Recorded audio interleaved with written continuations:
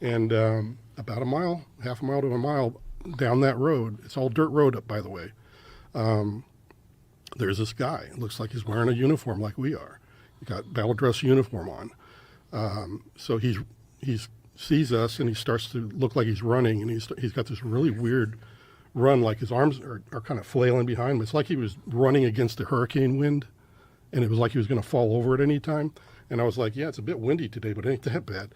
So it looked really strange. And then I began to notice his skin tone looked like he might be hypothermic. And I'm thinking, oh, crap, this dude's been out here. It's freaking freezing out here, because it was a very cold day, and the wind was blowing. It was, those cold days where it didn't matter how many layers you had on. And so as we're getting closer, I'm talking to the ranking guy. Hey, we need to slow down. So anyway, I'm thinking this guy's probably in big trouble.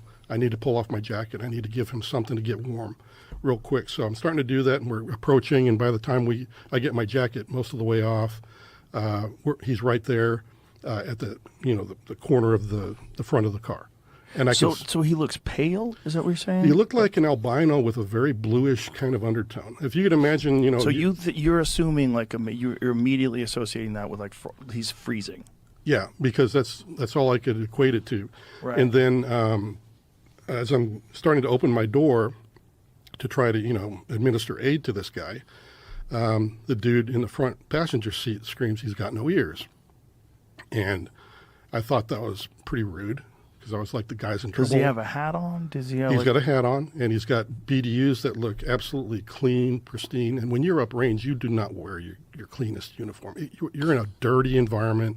You wear your scuffed up boots. You don't take them with you. So he's got clean battle dress uniform. Everything. United States military very uniform. Out of place. Yeah, it looks very out of place when I finally do it. But anyway, I step out onto the roadway, and this guy screams that he's got no ears.